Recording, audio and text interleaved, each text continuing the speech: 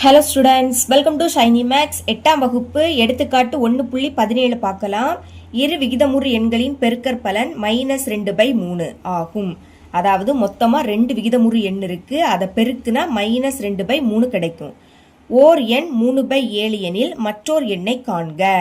அதில் ஒரு எண் கொடுத்துட்டாங்க, மற்றொரு எண்ணை கண்டுபிடிக்கணும். சரிங்களா? இதுவும் போன சம் மாதிரி தான். ஓகே, மற்றொரு எண் இதை நம்ம எக்ஸ்ன்னு எடுத்துக்கலாம், அதை தான் கண்டுபிடிக்கணும். எழுதிக்கிறேன். மற்றோர் எண்ணை எக்ஸ் என்க. எக்ஸோட மதிப்பை தான் கண்டுபிடிக்கணும். இப்போ கொஸ்டின்ல இருந்து எடுத்து எழுத போகிறோம். மொத்தமாக 2 விகிதமுறு எண், அதில் ஒன்று என்னது 3/7. நமக்கு இங்கே பெருக்கற்பலன் அப்படின்னு கொடுத்துருக்காங்க. அப்போ சென்டரில் பெருக்கல் வரும். மற்றொரு என்னது, அதை எக்ஸ்ன்னு எடுத்துக்கிட்டோம். சரிங்களா? இப்போ இதை ரெண்டையும் பெருக்குன்னு என்ன கிடைக்கும்? -2/3. அதை சமத்துக இந்த பக்கம் எழுதணும். எக்ஸ் தான் கண்டுபிடிக்கணும். அப்போ எக்ஸை மட்டும் வச்சுக்கோங்க. அந்த சைடு என்னது இருக்கு? -2/3.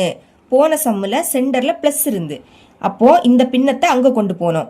இதுவும் ப்ளஸ் குறியீடு, அதனால என்ன பண்ணோம்? ப்ளஸ் சமத்துக்கு அந்த பக்கம் போச்சுன்னா மைனஸ் ஆயிடும். ஆனால் இங்கே சென்டரில் பெருக்கல் இருக்கு, அப்போ இந்த பின்னத்தை அந்த சைடு தலைகீழாக எழுதணும். அதாவது ஃபர்ஸ்ட் பெருக்கல் எழுதிருங்க. எழுதிக்கிட்டு கீழே இருக்கக்கூடிய 7 மேலே வரும், மேலே இருக்கக்கூடிய 3 கீழே வரும். இந்த மாதிரி தலைகீழாக தான் எழுதணும். ஓகே, இனிமேல் சென்டரில் பெருக்கல், அப்போ கேன்சல் பண்ண முடியும்னா கேன்சல் பண்ணணும். இல்லாட்டா மேலே உள்ளதையும் பெருக்கி எழுதணும், கீழே உள்ளதையும் பெருக்கி எழுதணும்.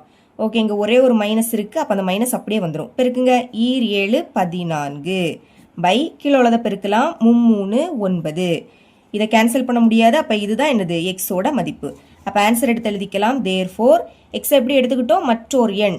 அப்போ எழுதிருங்க. மற்றோர்